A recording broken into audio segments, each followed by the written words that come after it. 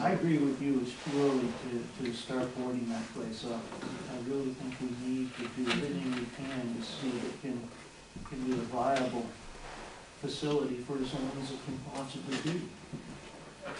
Maybe if there's agreement on that, then we can start talking about what it's going to take to make that happen. If they are, you can't have one without the other, I don't think. What if we try to put a volunteer whatever together after school? Yeah. Just sign up and go down and watch it as adults.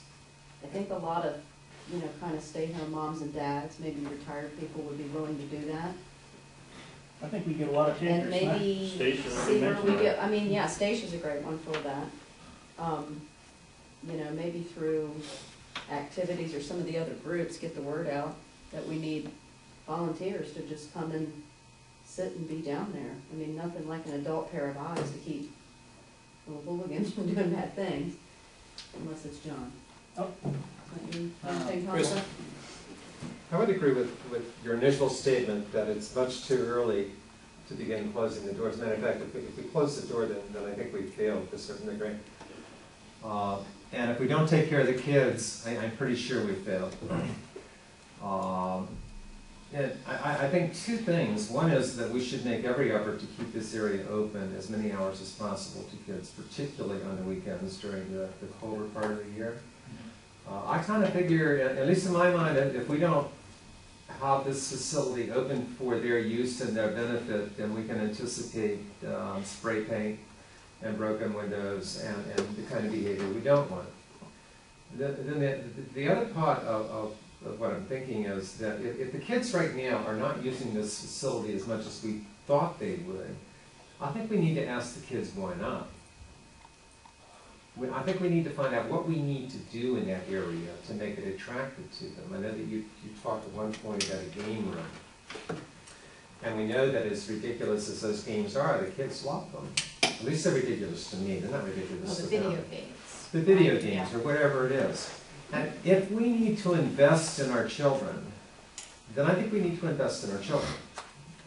Because the consequence will be that we'll be sitting back being upset because our children aren't behaving properly. A little intelligent parenting here, that's not a bad idea right now.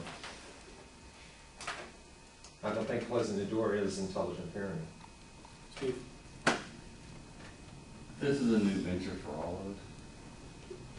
I observed that, to my knowledge, we don't have anybody in charge making decisions, providing leadership for the fitness room. With that in mind, would it be wise for the board to say, okay, activities committee, these rooms are your baby. You come back to us with suggestions, you come back to us with hours you think would make sense. From this point forward, activities committee provides leadership for the gathering room and the game room. Period. That didn't come back to us. They have this conversation. That's my suggestion. I think when you're over-reliant on volunteers, as good as some might be, you'll have such peaks and valleys in what you're able to offer. And Don't know we try. I can tell that from past experience. I've managed clubs that are, pretty heavy traffic. And volunteers, as good as they'd like to be, are only as good as that individual is that day. And you don't have the accountability, you don't have the consistency you need. What we have here is, this whole discussion, I think, hinges a lot about the dollars you want to invest in this. And if you're willing to invest dollars, I think you can find Let me restate what I said. Yeah. I didn't say anything about volunteers. Well, I said let's give yeah. some responsibility to a committee who's shown a lot of responsibility to come back to us with some suggestions. They may come back with suggestions to pay somebody to be there. They may come back with suggestions to use volunteers. They come back to us with, these are the hours we'd like to see. I really like the after-school approach. But do we need to talk about it? We've got these committees. Let's use them. Next week is Memorial Day, and that's when Ray wants to close it, so we don't have a lot of time. I mean, Labor Day, whatever day. Yes. we have kids going back to school that would typically be our source for labor for these too. That's- But if we open it after school, for example, Monday through Friday from 4 to 8, Saturday and Sunday 1 to 8 and 1 to 6, I have it figured out, even at the $12 an hour that you're talking about, that would only be like $6,500. I think we could afford at least that. The other suggestion that I would have in that respect would be, what about a high school junior or senior or a college student? They could sit down there in the game room and do their homework, and we would have someone there supervising and who could check the equipment out to people and that kind of thing. When I was going to the rehab pool in town, that's what they had. They had a young man there who was going to high school, and he sat there guarding all of us while we swam around the pool and did his homework. And it worked out fine for them because he'd been there for about 3 years. And I don't see why we can't work out something like that and leave this open. And it's not just kids using it.